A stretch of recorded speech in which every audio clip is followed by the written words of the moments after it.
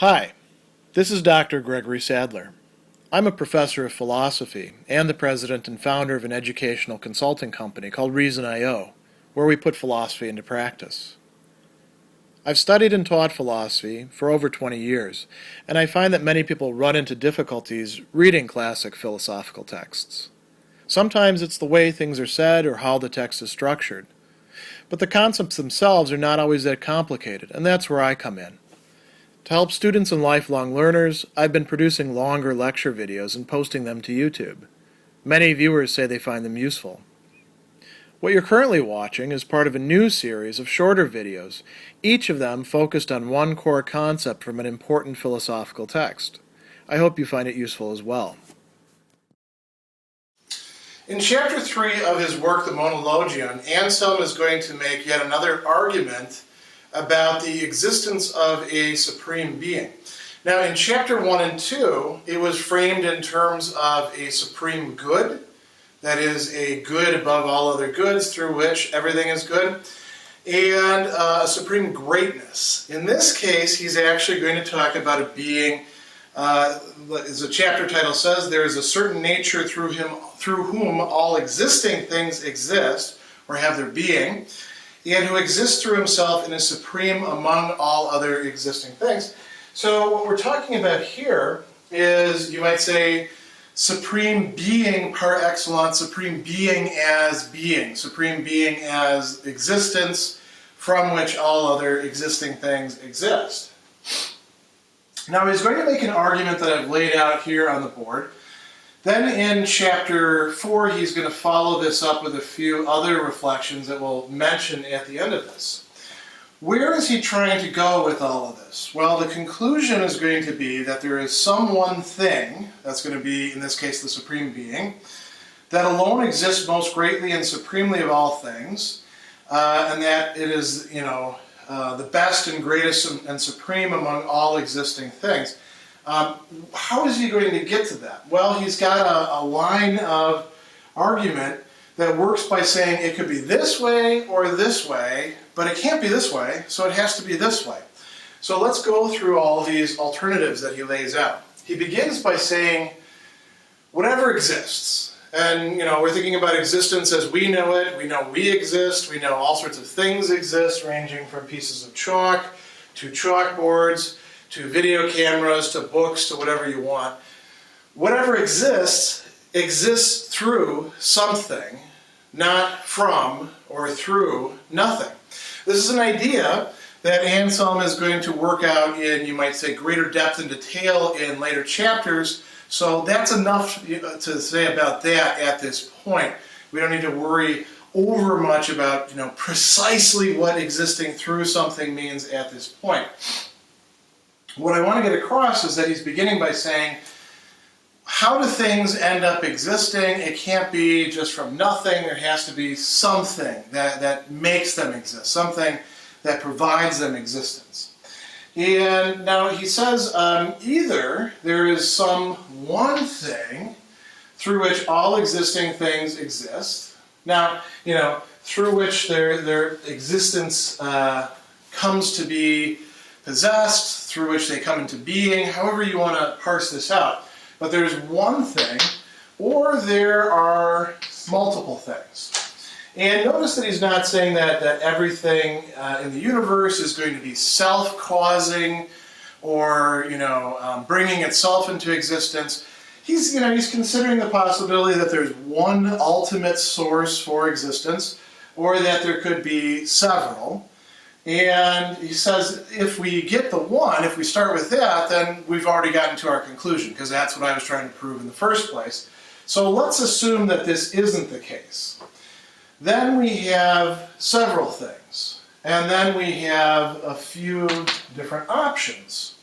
Now, the first of the ones that he talks about is there is one thing through which they exist. I put that at the bottom because that's where we're actually going. The other two options are each of those several things that is providing the existence to other existing things. So it's something that is a cause, something that is a ground, a metaphysical foundation for other things. Each of those could exist through itself. so that each one is, you might say, independent of the other ones. We're looking at the relation between them, right? Or they exist through one another in some sort of reciprocal causation.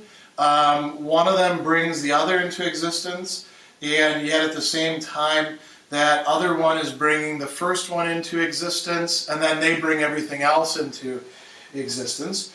Or there is one thing through which they exist, in which case we're actually back here to there is one thing through which all existing things exist. We just had a middleman or a set of extra steps along the way. So if we wind up with this option right here, we're really going back then to this position right here, which is the conclusion that Anselm is attempting to prove. So what we want to do then is look very carefully at these two options. Anselm says, if each of them exists through itself, then there's surely some one power or nature of self-existing, a characteristic, a capacity, whatever we want to call it. Each of them has to have this power or nature of self-existing in order to exist through themselves.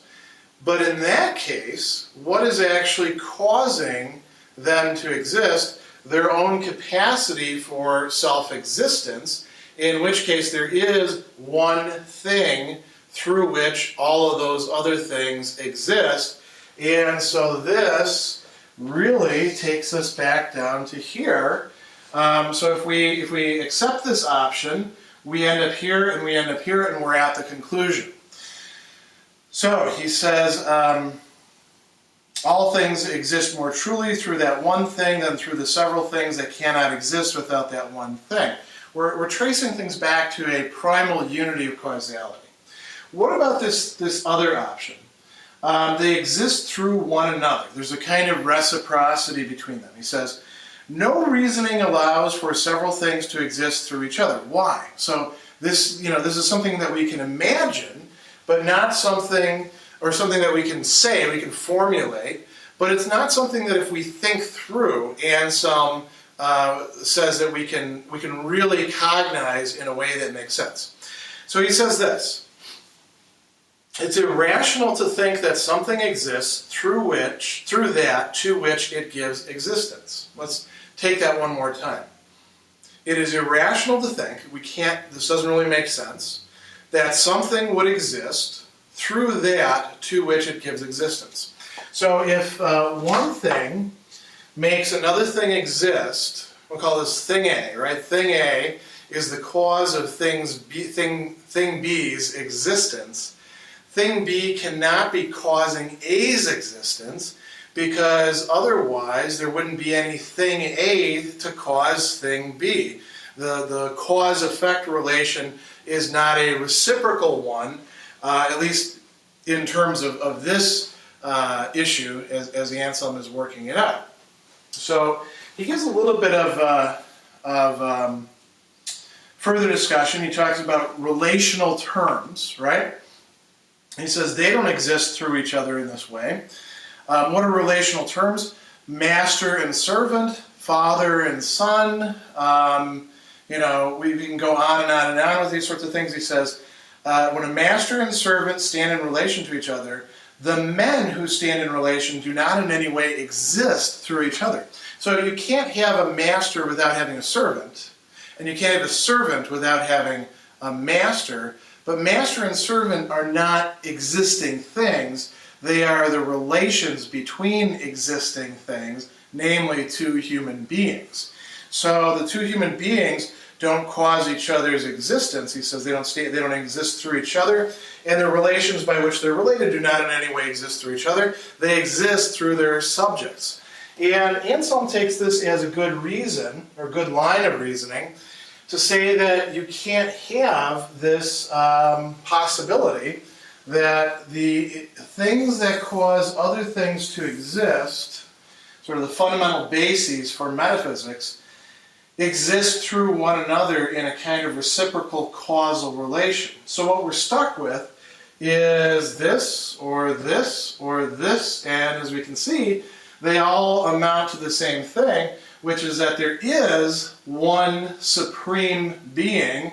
Why is it the supreme being? All the other existing things exist through it, since it is the cause of their existence.